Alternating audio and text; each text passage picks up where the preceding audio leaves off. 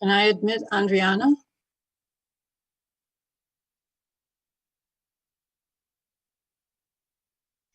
Andriana is in Macedonia, Ginger.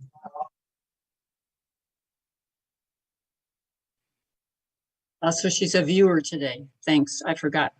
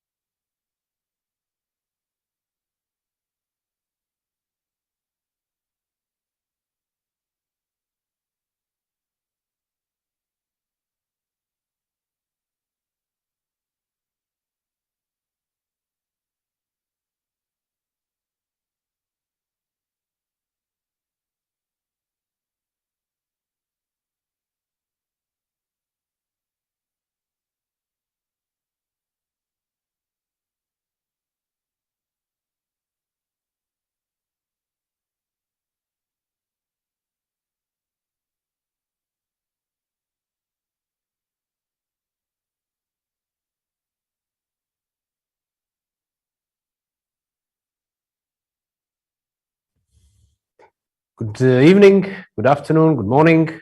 Welcome to another edition of GIP and Diplo Internet Governance Briefing. This time we'll look at what happened in the month of May, and we'll sneak peek into what's coming in June. For those of you that might be new to the briefing, the format of the briefing is as such. We try to cover few of the main trending topics of the last month. Then we look into some other high pressure developments, and then we look into the main events of the next month. Throughout the briefing, we encourage you to share your thoughts. Use chat. My colleague Ginger Pak will be moderating the chat, so she'll be watching on all the discussions, trying to feed in regularly what's happening in the chat. So feel free to discuss on your own while we talk about the main issues. If you wish, you can also raise a hand and jump in at some point during the webinar. For the month of May, we've initially thought to put a particular focus on the European sort of emerging regulation in related to online content and content policy in general, the so well-known DSA, or Digital Services Act. But then there were some other developments which came in, and we will look at the DSA as well. But before that, we'll look into the unfortunate developments which are related to content, the shootings, mass shootings in the US, which are again related to the online content and online violence. And we'll try to link that with developments on the regulatory front, EU, in US, other places. And then in the second part, we'll address another buzzing development which was really present in the media, which is, some have titled it as a crash of cryptocurrencies. I'll try to explore and explain to what extent that is a crash of cryptocurrencies, or rather of some, maybe even Ponzi schemes, while crypto market, on the other hand, still is hanging quite well. We'll get back to that very shortly. But I want to move on to the first trend. As I mentioned, it is related to content policy. And here, probably the best person I can invite is my colleague Pavlina, who is in Washington, D.C., and she's also following closely on developments in the content area and the U.S. regulatory framework. So Pavlina, welcome. And I'll start with just asking you maybe a snapshot of, we know that though there were a couple of shootings, there was a lot of victims, and there is some relation to the content which was violent and posted online in different platforms. What actually happened? What are the takeaways from these developments? Pavlina. Well, thank you, Vlada. I'm not very happy to start on such a sad note, but that's where we are. There were two shootings in the US which gained the most media attention. One was in Buffalo, New York, and where the 10 people were killed and 3 wounded in the store. The shooter posted its intent on Google Docs, and it has a very close links to Christchurch shootings, because he was also radicalized on the 4chan platform, made references to Christchurch shooting in its document, related to anti-immigrant hate. He also, before he started shooting, opened a chat room on a Discord app and was chatting about going and shooting people. And then the whole thing took off. First, he started streaming the shooting from his GoPro camera on Twitch, where it spreads to other platforms, Facebook, Twitter, TikTok. Twitch says they took it down within 2 minutes, but then as it spread, the takedowns didn't take as long. On Facebook, the content was even marked by some users as not against the Facebook rules. On Twitter, it stayed for 4 hours, and then it went on TikTok. And the issue is also with users saving this recording and basically reposting it later, where the platform has even harder time finding this content. And in the other case, which was last week in Uvalde, Texas, where the shooter killed 21 children and a teacher and wounded 19, he posted guns on Instagram, and Instagram or the Meta itself does not have rules against posting pictures of the guns as such. So it was much harder to identify the content as the one which should be removed. And then he sent private messages on Facebook about the intent to go and shoot an elementary school, which were hard to catch as well. Additionally, he made threats to young girls of rape and killing them, also through private messages, which were not picked up. So now the discussion in the United States is very heated, of course, and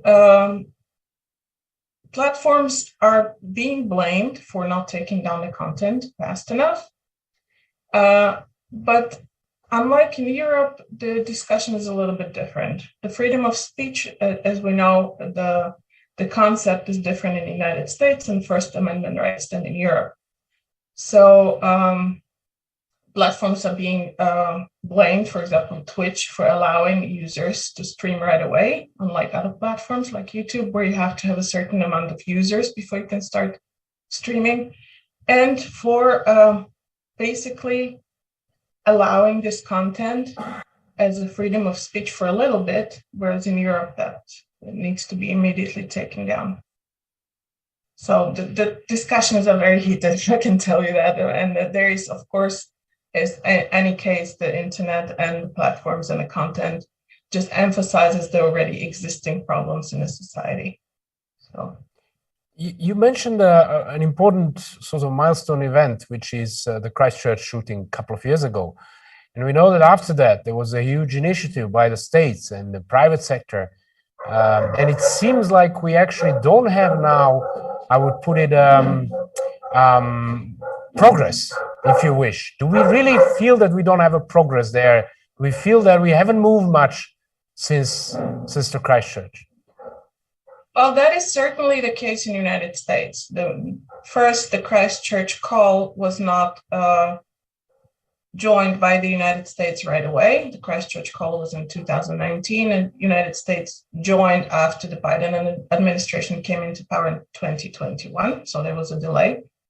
And again, there is a discussion on the state level in the United States, specifically about the Texas law HB 20, which is currently at the Supreme Court. And this law takes the very extreme, in my opinion, position on First Amendment rights, and would basically ban platforms from taking down any content which is related to expression of personal opinion, meaning that in this case, the shooter's content would stay on the platform, and the platforms would break the law if they take it down. So the law is at the Supreme Court, as I said, and after the Buffalo shooting, all the tech companies filed an emergency petition to the Supreme Court asking not to allow this law to come into force. The content of the law is not in question. It's a procedural issue Supreme Court would have to decide on, but the effects, of course, in the light of these events are immense. Maybe one more question related to, and then I'll pass on to Ginger, but also for Ginger, also for your reflections. But a quick reflection on this. You mentioned that this time there was actually more than one platform, and in the past it seemed to be some of the major platforms. Now we see more than one platform actually involved. Some of them probably not having a high impact, so to speak. And we'll tackle later a little bit how the EU is seeing what are the dominant platforms and which should be regulated and which not. Is it increasing the complexity now? And I guess many of those platforms are maybe not necessarily based in the US under the US jurisdiction. Are there any discussions on that?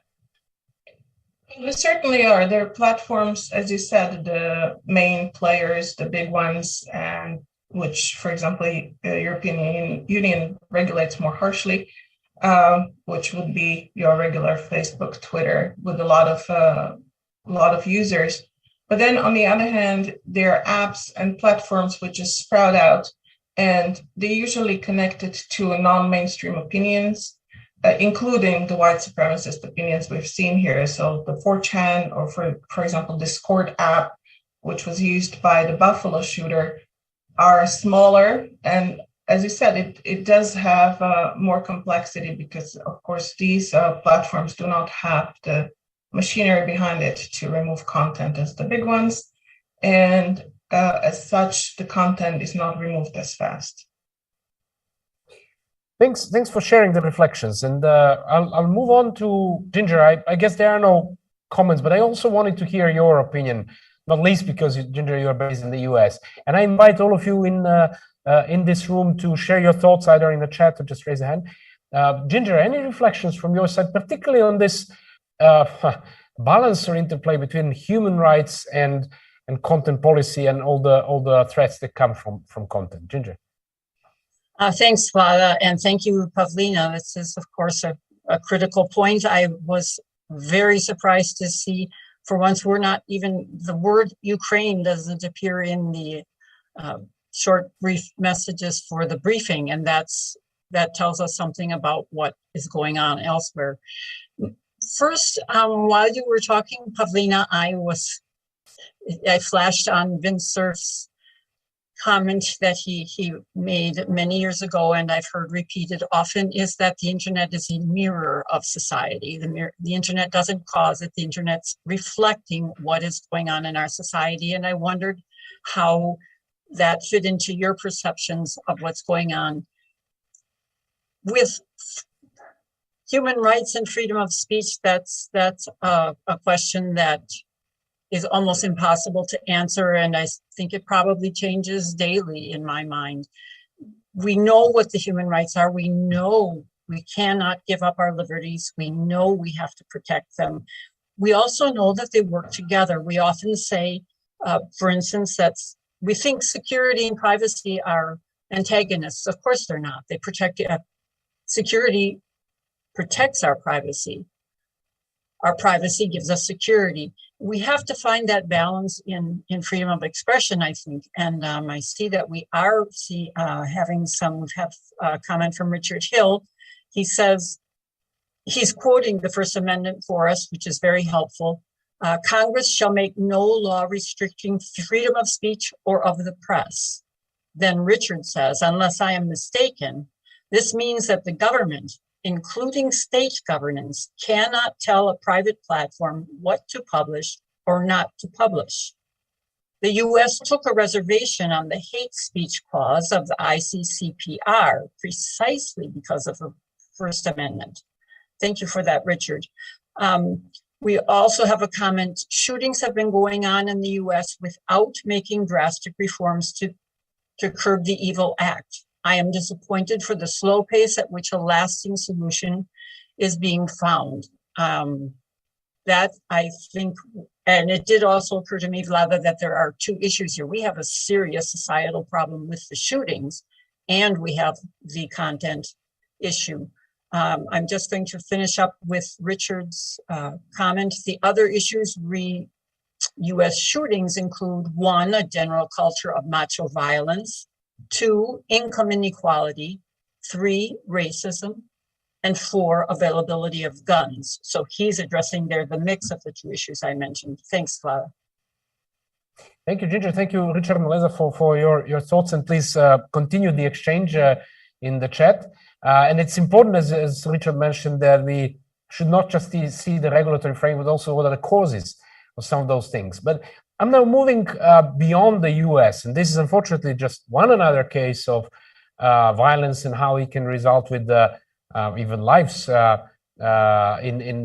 different parts of the world. And I want to put a focus back, or put a focus now on the EU, where we have, on the other hand, as sort of a good news, at least according to many, the Digital Services Act, which is exactly attempting to address this problem of how do we treat the content, how do we make sure that the content is not violent, that it's somehow, I wouldn't call it policed, but regulated.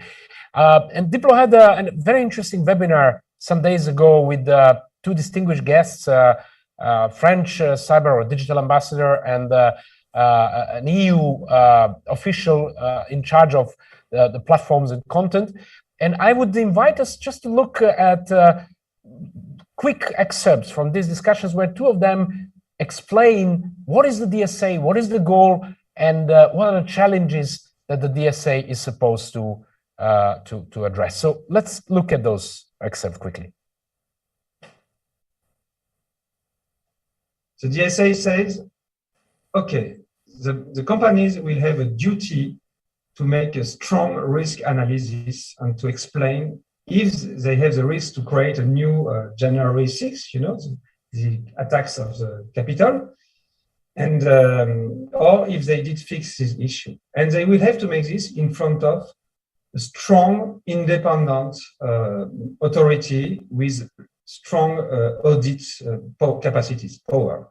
So if someone say, no, with my company, there is no risk of a new January 6th, this authority, which is not the government, which has a duty to keep the information secret, can say, okay, show me your algorithm, show me your data, show me the book you did send to your 30,000 moderators, show me the content you did delete, prove me that people have a right to contest your decision and that someone will read the contestation, etc.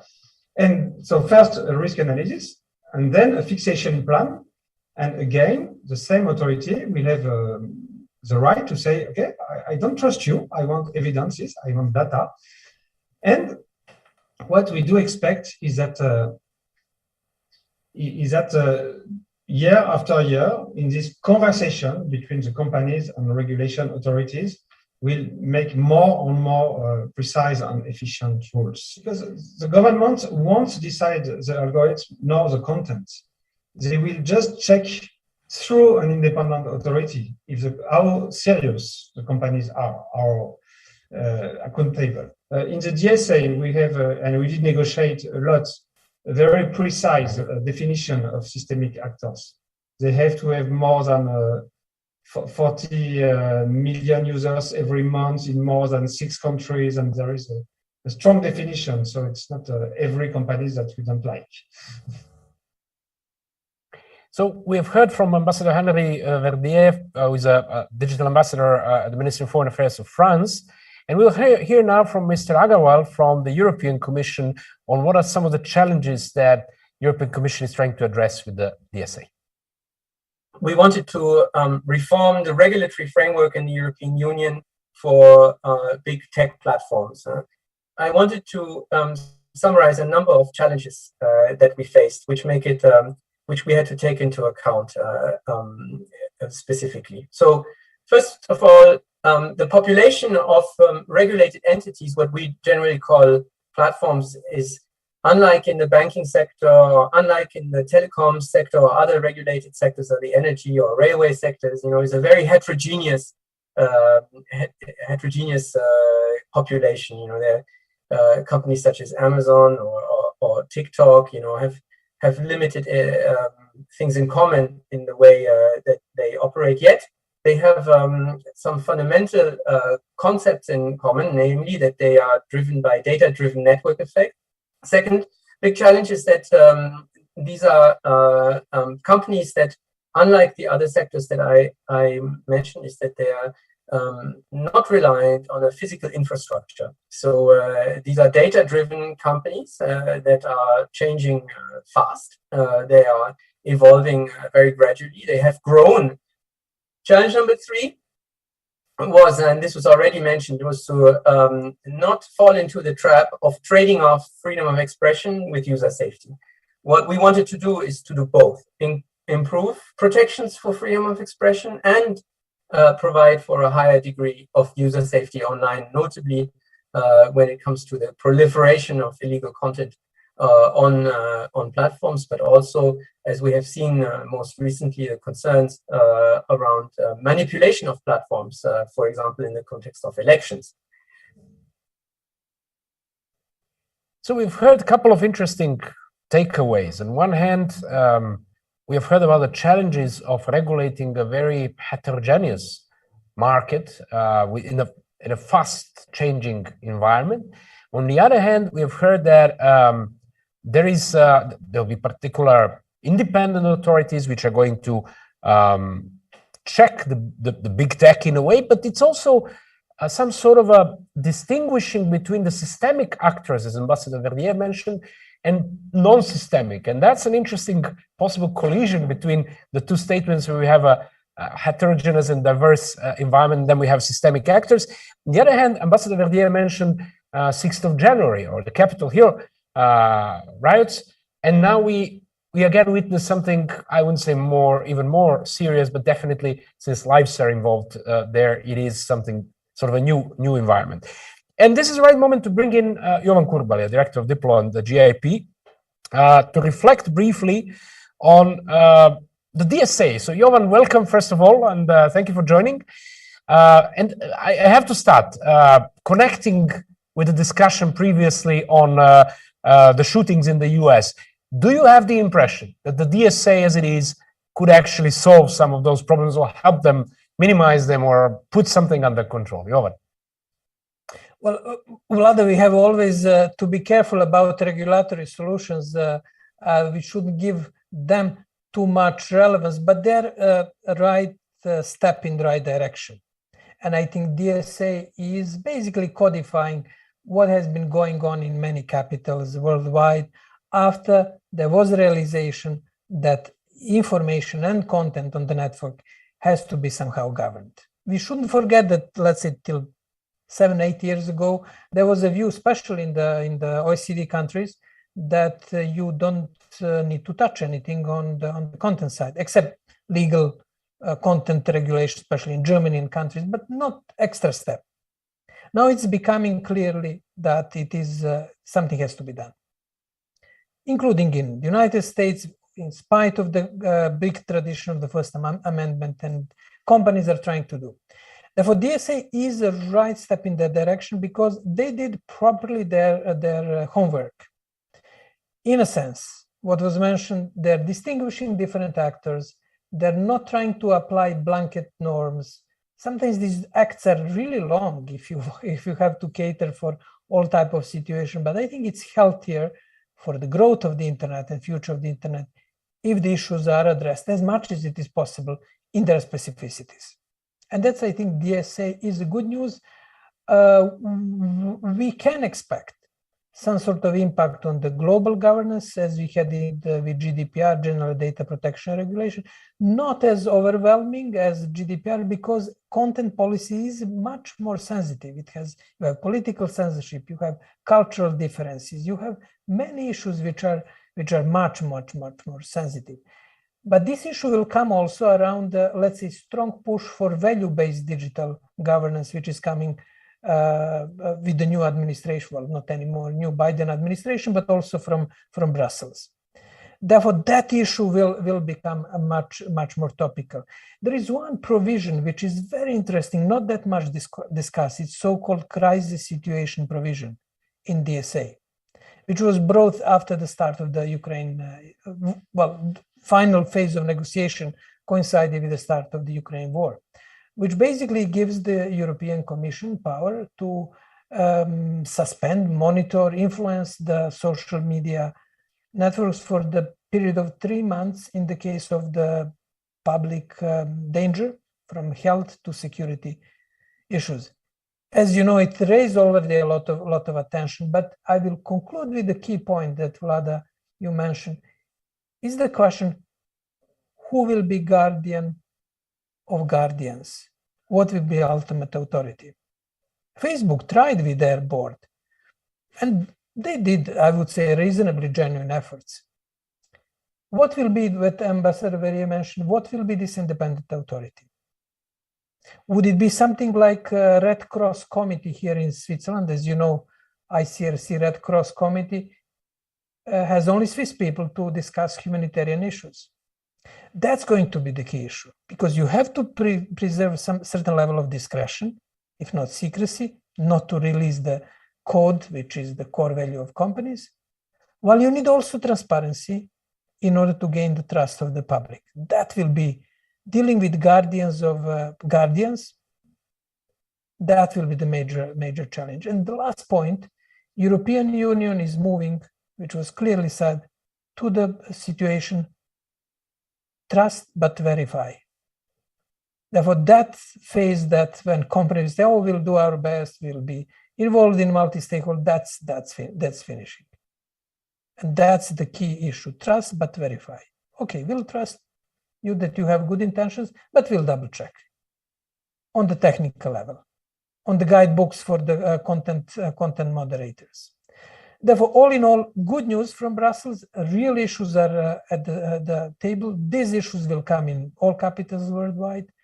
And, fasten seat belts for the future of the internet and globalization. The time ahead of us won't be easy. We'll have to make quite a few delicate decisions, many political value and other trade-offs. Thank you, Jovan. I do have a question which is related to the reality of implementation of that, but I'll save it for a minute later because I see there is quite an activity in the chat. So I wanted first to bring in Ginger again and to see what's happening in the chat. I know, Ginger, you're not going to have an easy job to summarize the discussions, but you can maybe take out some few key questions and takeaways and reflections, and I'll get back to Jovan with that and maybe this question of, can it really work at the end? So Ginger, please. We originally had 2 lines of discussion going on, and one is how can the physical atrocities be curbed and what actions can be taken offline even. But since our focus right here now is the DSA, we have some clarification that's helpful to all of us going on with questions from Richard and answers from Pavlina, which clarifies what is the purpose of the DSA. where Richard asks Jovan, but if the DSA conflicts with US First Amendment, how can it be applied to US-based platforms? But Pavlina has clarified that the DSA applies to platforms which have users in the EU regardless of their seat or their residence. And so Richard clarifies, so it is an extraterritorial law like the GDPR. So then Richard wonders if US companies will lobby the US government to try to circumvent the DSA through provisions in trade agreements. Pavlina has also clarified then that it will start to be enforced in the beginning of 2024. So we're following that, and we suggest that you follow it up as it develops on the Digital Watch. The link is in the chat. It goes on to discuss the territoriality and where and how it will be applied, and concludes with Pavlina saying that even in the DSA, the hate speech definition is set on a national level of EU member states. So digital tools must, perhaps, says Mulesa, be enhanced to cater for deviations and departures from the norms when it comes to freedom of speech. This can include a quick and timely response to threats to people's lives. So here we're balancing rights and protections and how to deal with differing interpretations across cultures. Thank you. Thank you, Ginger. Thank you everyone for the comments. Please go on with the discussions. So I'm getting back to Jovan now. Jovan, reflections on those questions, and many of them with a legal origin, but also the question on the practicality, having in mind the relations of the EU and the US in the negotiations, having the reality of the war in Ukraine, having the reality of tensions between US, China, and all of that. Do you see that this can actually work at the end, or it will just be a nice piece of paper? And then I'll probably get back to Pavlina later on as well for a quick comment. Jovan. Just a few quick comments. I think Michael Kenton mentioned the famous Yahoo Act, which basically is still, we used to quote it in early courses. It was one of the first juridical decision about sovereignty. But Richard made me think about this analogy. Should the analogy be the DSA with the GDPR or maybe taxation? I would go only more for taxation, because GDPR argues that wherever data of European citizen is located should be this typical extraterritoriality. But taxation is slightly different, at least this draft in OECD. It basically brings the taxation nexus, fiscal nexus, to the place where the value is created. It's also in accordance to Ottawa principle and other issues. And that will be, I think, the approach of a DSA. That question is where basically citizens who are accessing it, like Yahoo case, are basically located. If it is against, if they're located in the European Union, regardless the basis of this legal basis, if the Google is registered in Ireland, it will be easy, but if it is even registered abroad, that would be the case. Therefore, analogy more with taxation than with GDPR, but it requires much more legal fine-tuning, but that's basically the quick answer. One question which is extremely important is that, politically speaking, I think that let's say, divide across Atlantic Ocean, which was very big, 3 or 4 years ago with Shrem cases, it's shrinking. You have now basically two key issues that to be resolved. It's one, data, especially security surveillance, question of the European data GDPR application in the United States. And as far as I know, the negotiation is going quite well, that there are protection mechanisms for the data of European citizens. And second is taxation. And taxation, OECD came to the agreement. I don't think that content policy will become big sort of issue, as Europe and the United States are trying to make digital rapprochement through the also Trade and Technology Council and other initiatives. But just, and with this I will conclude, there is interesting developments around UK Online Safety Act. I'm sure that our colleagues from UK will comment on it, with very critical article in The Economist, basically arguing that the content policy aspects of the UK safety, which UK announces, which will make the UK's net the safest net in the world, they were very critical about. The Economist is very critical from the traditional economist angle of the liberal approach, but also providing some substantive comments about feasibility of doing that. Therefore, many countries are in the search. European Union as a whole with DSA, but also UK. It will come soon in the US. Christchurch incident and the call in Paris with New Zealand and France. Therefore, a lot of things, but I would go more for an analogy with taxation than GDPR. Richard, what you mentioned.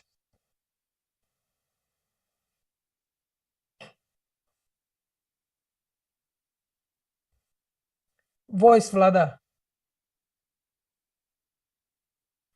Vlada, we can't hear you. I hope you can hear me now. Yeah. Thanks again for these reflections. Let me just briefly bring in Pavlina, because I know, Pavlina, you reacted to some of those things. If you want to clarify some of the open issues, Pavlina. Yes. First, thank you, Ginger, for reminding me the Schrems 3 is coming. That's always helpful in our work. But I would like to reflect maybe on like a general legislative movement on both sides of the Atlantic in the EU and the US. There is a fundamental difference between EU and US, in US leaving the companies to take care of things, including the content policy, unless it becomes so large that it needs to be legislated. In EU, and we see it in GDPR, in DSA and DMA right now, the legislative procedure is preemptive. So EU tries to regulate in advance, basically, and also tries in a way from the perspective of not having such a power in tech companies, not having such a innovation background, to put a stamp on the legislations in other countries which come afterwards. So as Richard and others mentioned, yes, DSA is extraterritorial, and we see this more and more, like the GDPR. And it should come into effect or start to be enforced in 2024. So we're looking forward to see how that will take place, and how basically this law, which also has a lot of its still open questions about it, how it will be operationalized. So I agree with Jovan that it is more of the taxing approach than anything else. And there's different movements in trying to regulate on an international level and calls for it. One Jovan mentioned is the TTC, but also negotiations about privacy and such, trying to find some kind of basic ground lines where at least the US and the EU would agree on. So that might work also for the content policy later on. Thank you, Pavlina. Obviously, we'll have to cover this topic in future even more, and it, as Jovan mentioned, it's becoming one of the top issues on the agenda.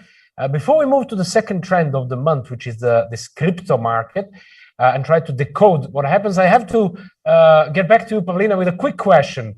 What happened at the end with Elon Musk? Did he buy Twitter or did he not? Or what's going to happen there? Well, not yet, I would say.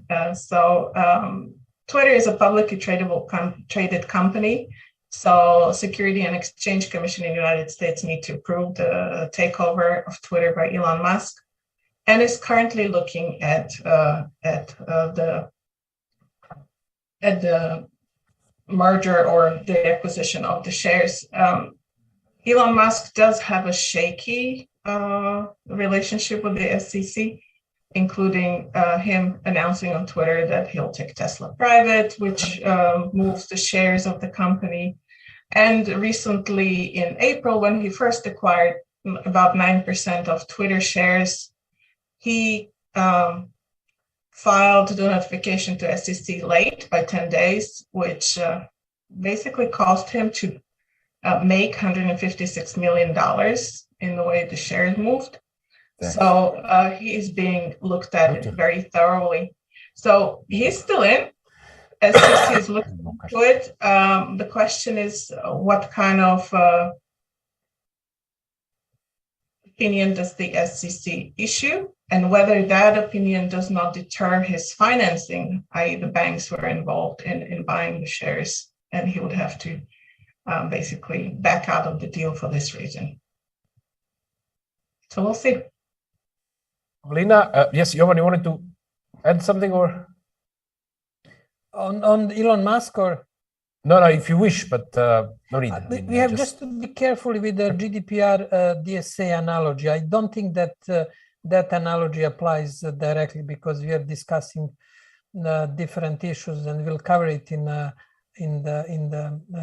article. This extraterritoriality aspect. It's extraterritoriality in terms that it will affect companies that deliver services to the European market, but they have to be somehow legally incorporated or responsible for delivering service. Therefore, that requires much more fine, nuanced legal analysis, which we'll provide in our newsletter.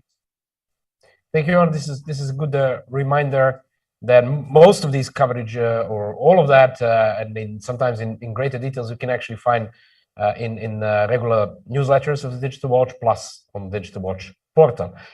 And this drives us to the second trend of this month, or the trending topic of this month, which is cryptocurrencies. If you have been following the news, some of the journals, such as Economist, had a huge coverage on plunge of the value of some of the cryptocurrencies, particularly those known as stable coins.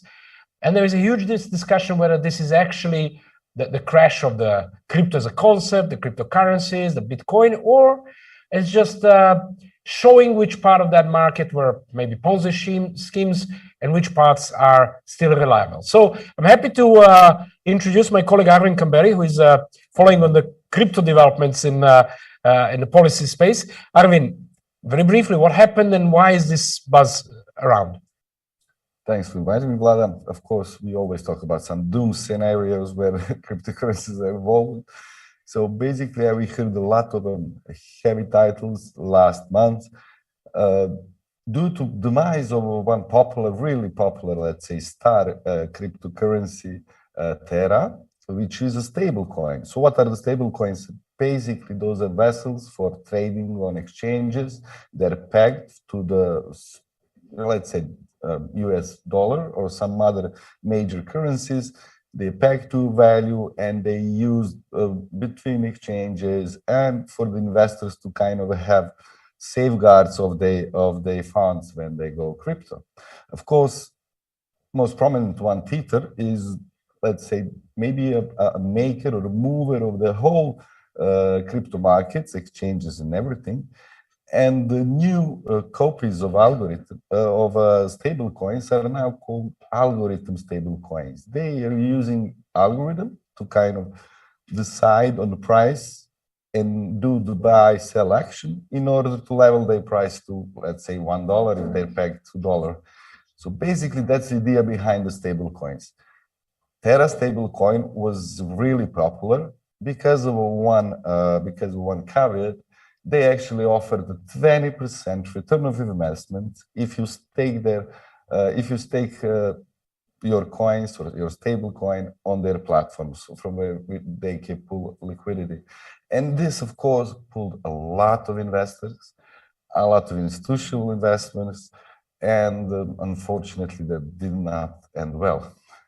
No, it's interesting when you mentioned 20% of return. That should already alert people to be aware of that. It might be a Ponzi scheme or something like that. But the question is, and we discussed it previously, the target group of the cryptocurrency, this whole trading system and so on, seems to be rather different than back in the times when we had Wall Street and all of that. Well, we still have.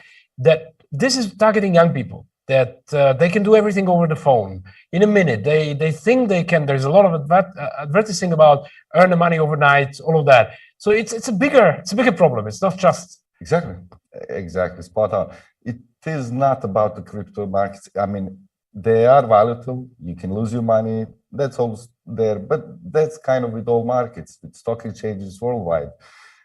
This new trend is of so-called personal bank or personal trading for people who they call retail investors, which are people who, I don't know, invest a couple of hundreds of dollars or something like that through the mobile platforms.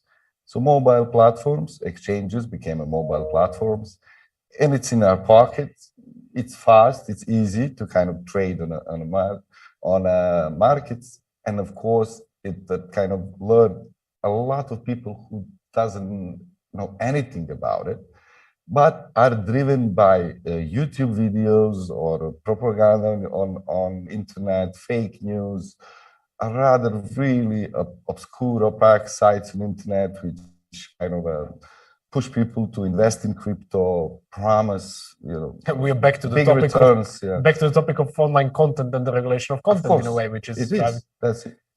One question, because there is so much buzz in the media now, and it seems like it's not only about the Terra, which is just one of the stable coins which obviously crashed, and economists had an interesting analysis that maybe this whole case will actually distinguish the valuable ones between the valuable ones and the schemes and the frauds. But there is a concern that this possible crash of Terra or maybe goes beyond to Tether or even at Ethereum or blockchain, because there is such a market there that it could impact the global economics, the global finances. What are your sort of estimations? Is it going to go spill over to other currencies and have a broader effect, or? Well, to be honest, we might be going to this scenario we don't like to hear. It's like too big to fail. When the government say that, it's like it puts a rage in us. So basically, it does move in that direction. We have a director of IMF saying that we should not discard the whole crypto markets, of course.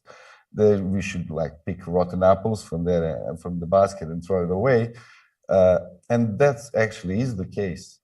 We warn people many years, so just keep repeating it.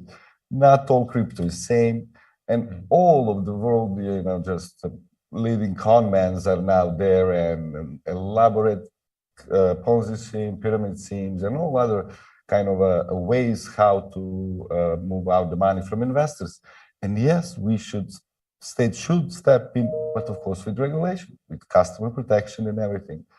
States do everything they can in the fields of anti-money laundering, know your customer procedures. That's all tied up because of international organizations such as Bank of International Settlements and other bodies, financial stability bodies, which impose those rules to the states, kind of to control money flow, etc. So we need something similar into crypto. But the first major step would be actually governments to recognize crypto as a proper financial vessels, and then just go with existing regulation. Which brings me to an interesting tweet that I saw, tweet of one of those crypto venture capitalists who said, we need the regulation by the state. And then there was a comment by a number of people now we have a crypto community asking for regulation. And the whole concept was, no, it's detached from the central banks, from the governments, and so on. So how do you reconcile the two? Maybe we can kind of draw a parallel with the internet. At the beginning of the internet, we had a really wild west, open standards, everyone can build on it. And we witnessed, of course, massive scams and, number of spam messages, etc. But we gradually fight with that. We gradually got, a notion what's real, what's not. And through architecture, technical architecture, through regulation, through the proper use and education, we came to the moment where now let's say, browsing is pretty much safe now, nowadays. So it has to have steps, I guess. And of course, the first initial phase of open everything might be, just done, maybe not yet, but still near to the end. And we will need to go into a phase which is a bulletproof solution. They can actually help us. But as you know, digital security is really hard. Also, knowing that this is now in our phones, it brings some other issues also. And I think what you mentioned, it's becoming too big to fail. As with the internet, back in the days, we had, 1 million or 2 users, and then it was not so important. Now we have lives which are lost because of that. So we have different paradigm. Before turning to Ginger to see what's happening in the chat, a quick question. You mentioned the IMF, which is interesting that you have now big institutions actually sort of defending crypto as a concept, which is probably related to the movement of governments going into national currencies in crypto and so on. So any reflection on the CBDCs or the national currencies in crypto? How do you see this is going to go? Of course, these new financial products, they can't be kind of divided to like a proper ones or improper one. I mean, they use the same technology. So basically, we should not hinder technology or inventions. And the government's already invested heavily in building these new systems now, which is like, as you mentioned, CBDCs, central bank digital currencies, or financial institutions throughout New York State Stock Exchange, Chicago Stock Exchange, others, they use blockchain, they use this fast internet exchange of information, which means money nowadays. So we should not kind of just like put aside the entire sector, of course, but we should maybe put more emphasis on the technology that will actually help us. Govs are really committed in this area now, and we had like really more than 100 countries now announcing that they are stepping into central bank digital currencies. So technologies will be there. We, of course, as with the internet, need to find a safe way to use it. Yeah, and as you mentioned, distinguish what's rotten and what's working, and probably work more on avoiding fraud and disinformation, all that. Yeah, there was a really big kind of a wake-up call prior to this crash of Terra from people who are actually saying, we should revisit this kind of yields from crypto. They're yielding from where? Where are this money coming from? So basically, if you really want to see it, you can see it's a bit of a financial or Ponzi scheme. But a lot of things in finance works like that. So it's really thin line. It is there to stay. Definitely, it'll just change the shapes. Yeah. Good. Ginger, I know there were a couple of comments in the chat related to dealing with these Ponzi schemes and probably related to DSA as well. So any reflections from the chat, Ginger? That's now a difficult one because we're getting into, as Jovan said, and I think he summed it up very well. He said it's a tricky time.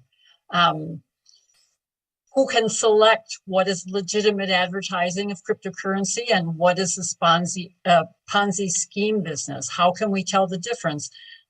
Personally, I would ask precisely that. We don't know what is speculation and what is a Ponzi scheme and what is real economics until we can see the future and we know who was right. So it's been pointed out that this affects both individuals very seriously and it affects society.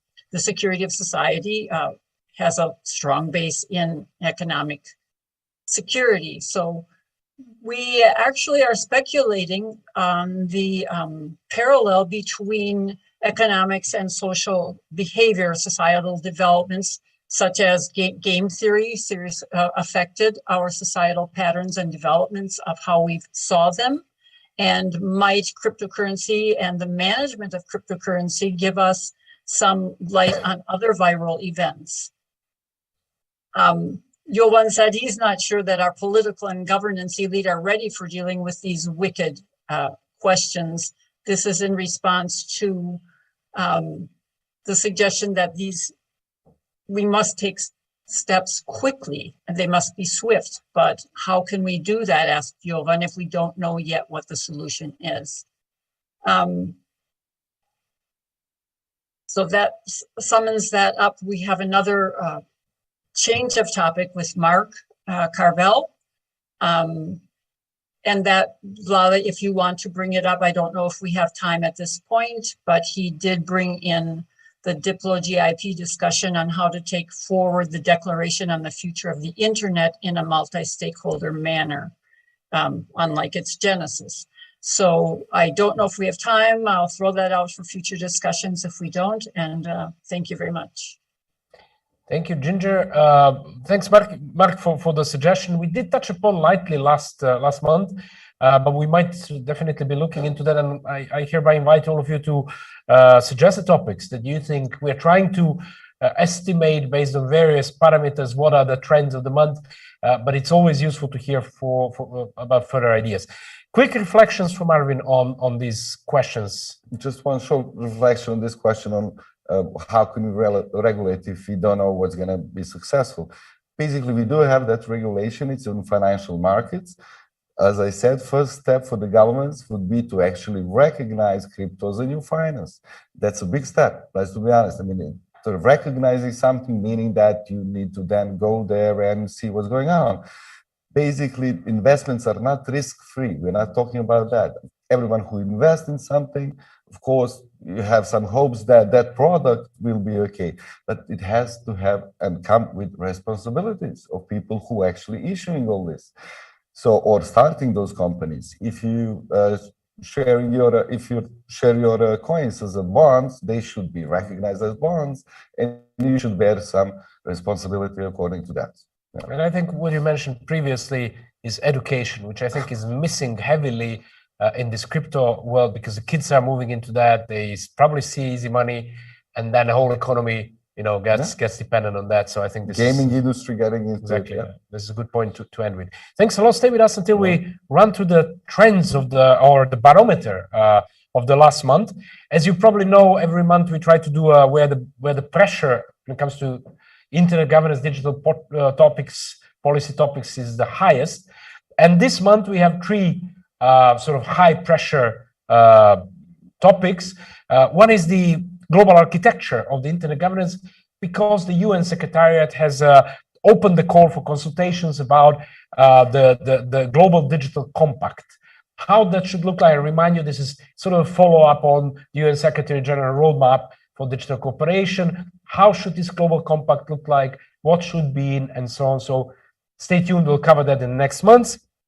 The other important topic is cybersecurity. We have seen the European Parliament, the European Commission reaching an agreement on the next step in cybersecurity regulation, which is the so-called Network Information Security Directive number 2, or NIS2, which will have profound changes or additional elements on security level across Europe. Another mechanism coming from Europe, and we'll probably be focusing more on that in the next months as we get the full text and as it becomes more or less official. When it comes to e-commerce, obviously the crypto world that we mentioned already is high on the agenda.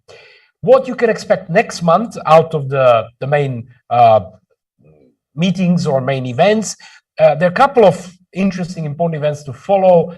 ICANN, RightCons, EuroDig, the European Dialogue on Internet Governance, and G7 Summit. But maybe we're back to what we discussed back in February at this briefing. It is the ITU World Telecommunication Development Conference taking place. It is going to shape to a large extent the focus of the ITU in the forthcoming period. And finally, looking at what Diplo is offering to you, what we sometimes call from Diplo with love. We don't have really the events in June, so you'll be spared from events apart from the next briefing. But there are a couple of very interesting courses. The highlight, certainly for this community, is the Internet Technology and Policy, a broad coverage of emerging technologies and related policies, from communications to artificial intelligence to encryption and so on. And a couple of courses which are related to diplomacy. Some of you might be interested in that. And there is this new course on data governance and digital economy. So that's brand new. It's starting in September. Stay tuned, and you might actually be the first one to try that. With this, we close the briefing, and I remind you, make sure that you subscribe to the newsletter. Visit the Digital Watch Observatory for further information. If not earlier, see you on 28th of June for the next round of the IG briefing. And let me thank again to all of you for joining. Arvin, Jovan, Pavlina, Ginger, and the others. Stay tuned, stay safe, and see you at the end of June. Bye-bye.